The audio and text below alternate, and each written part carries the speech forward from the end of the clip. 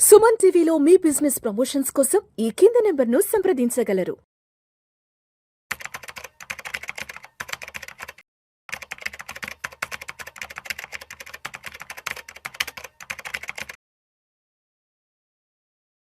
ప్రేక్షకులకి మీ రామచంద్రమూర్తి నమస్కారాలు. ఇప్పటిదాకా మనం బాగా చదువుకున్న ఇండియాలో చదువుకున్న వాళ్ళందరూ ఫస్ట్ చూసేది అమెరికా వైపు చూస్తున్నారు. ఆ తర్వాత చూస్తే ఆస్ట్రేలియా, తర్వాత చూస్తే ఇంగ్లాండ్ వైపు చూస్తున్నారు. ఇప్పుడు నాలుగో ప్లేస్లో ఏంటంటే జర్మనీ కూడా ఒక మంచి ఆల్టర్నేటివ్ కంట్రీగా ఇస్తుంది. దానికి జర్మనీ ప్రభుత్వం కూడా చాలా సపోర్ట్ చేస్తుంది. సో ఎంఎస్ఎన్ అనే రిపోర్ట్ ప్రకారం జర్మనీ తన ఆర్థిక వ్యవస్థని కాపాడుకోవటానికి భారతీయుల మీద చాలా ఆధారపడుతుందని చెప్తుంది. భారతదేశం లేకపోతే ఈరోజు అసలు మేము ఉండేవాళ్ళమే కాదు, అసలు మేము వ్యాపారం చేసేవాళ్ళమే కాదు అంటున్నారు. దానికి రీజన్స్ ఏంటో చూద్దాం. దాన్ని బట్టి జర్మనీ మన మీద ఎంత డిపెండెన్స్ అయ్యింది అనేది మనకు ఒక అర్థం వస్తుంది. సో జర్మనీ ఎదుర్కొంటున్న అతిపెద్ద సమస్య ఏంటంటే కార్మికుల కొరత. ఈ జర్మనీ ప్రస్తుతం తీవ్రమైన జనాభా సంక్షోభాన్ని ఎదుర్కొంటుంది. ఆ దేశంలో జనాభా వేగంగా వృద్ధాప్యం వైపు వెళ్తుంది. 70 లక్షల మంది ఎంప్లాయీస్, నైపుణ్యం కలిగిన కార్మికుల కొరత అయితే కనపడుతుంది.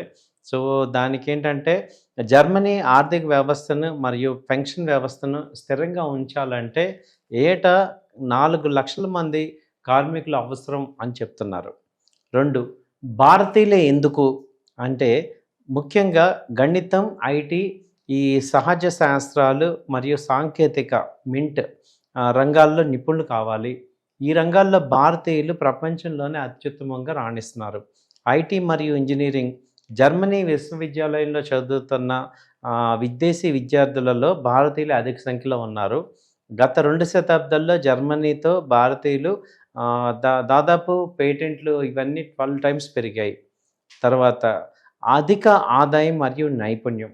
ఈ జర్మనీలో పనిచేస్తున్న భారతీయులు కేవలం సాధారణ కార్మికులుగా కాకుండా అత్యధిక వేతనం పొందే నిపుణులుగా కూడా ఎదుగుతున్నారు.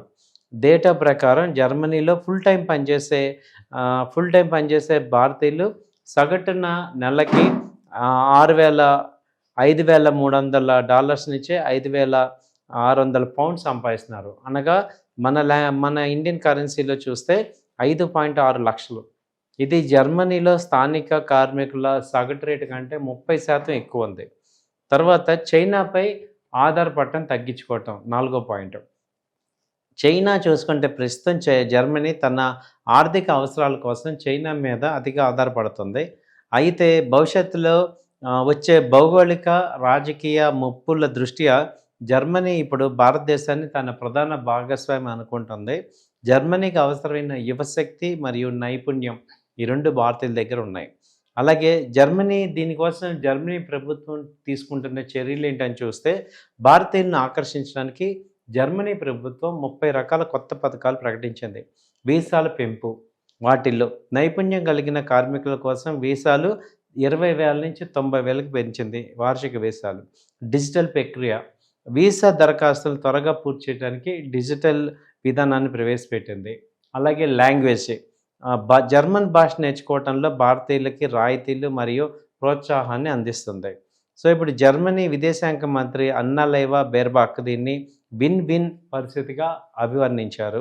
జర్మనీకి అవసరమైన నైపుణ్యం భారతీయులకు లభిస్తుంది, భారతీయులకు అధిక ఆదాయంతో కూడిన మంచి కెరీర్ దొరుకుతుంది మరియు భారతీయ ఆర్థిక వ్యవస్థ విదేశ మారక ద్రవ్యం లభిస్తుంది. సంక్షిప్తంగా చెప్పాలంటే జర్మనీ తన భవిష్యత్తును నిలబెట్టుకోవడానికి భారతీయుల సహాయం తప్పనిసరి. కాబట్టి ఈ వీడియో ద్వారా మనకి భారతీయుల యొక్క డిమాండ్ మిగతా అన్ని కంట్రీస్లోనూ ఉంటుంది అనేది అనిపిస్తుంది. ఒక పక్క జర్మనీలో భారతీయులకి రిక్వైర్మెంట్ ఎక్కువ ఉండి జర్మనీ భారతీయులను కోరుకుంటుంటే, ఒక పక్క ట్రంప్ యొక్క కఠిన వీసా విధానాలు ఎక్కువగా భారత్, చైనాకి నష్టమని ఒక కథనం వచ్చింది. దాని గురించి చూస్తే వాషింగ్టన్ పోస్ట్ అనే పత్రిక ప్రకటించింది. 2024లో తొలి 8 నెలల్లో పోల్చుకుంటే 2025లో 2.5 లక్షల వీసాలు తక్కువగా జారీ అయ్యాయి అని చెప్తున్నారు. మార్చి ప్రారంభంలో అమెరికా స్టేట్ డిపార్ట్మెంట్ విడుదల చేసిన గణాంకాల ప్రకారం 2024 జనవరి ఆగస్టుతో పోలిస్తే 2025 అదే సమయంలో 11% తక్కువగా తాత్కాలిక వీసాలు, పర్మనెంట్ వీసాలు ప్రభుత్వం ఆమోదించిందని చెప్తున్నారు. ఈ వీసాలను విద్యార్థులు ఉపాధి కోసం వచ్చేవారు, చట్టబద్ధ నివాసితులు, కుటుంబీలకు జారీ చేస్తుంటారు. తగ్గిన ఆ 11% వీసాల్లో పర్యాటక వీసాల భాగం కాకుండా ఈ 8 నెలల కాలంలో వాటి జారీ కూడా తగ్గిపోయింది. అమెరికా పౌరులకే తొలి ప్రాధాన్యం అనే హామీతో ట్రంప్ ఎన్నికల్లో భారీ విజయం సాధించారు. ఆయన తీసుకున్న ప్రతి నిర్ణయం దాన్నే ప్రతిబింబిస్తుంది అంటున్నారు. అది సొంత ప్రజల భద్రత విషయంలో ట్రంప్ రాజులేని వైఖరి ప్రదర్శిస్తున్నారు. అందుకే వెట్టింగ్ ఎదుర్కొని విదేశీయులను భారీ సంఖ్యలో అమెరికాలో ఆమోదించట్లేదు అని అధ్యక్షుడు చెప్తున్నారు. సో దీన్ని బట్టి అమెరికాలో అటు భారతీయ విద్యార్థులు కానీ, ఎంప్లాయీస్ కానీ నెగిటివ్గా ఉంది. అలాగే జర్మనీలో అయితే పాజిటివ్గా ఉందండి. థ్యాంక్ యూ అండి. నమస్తే.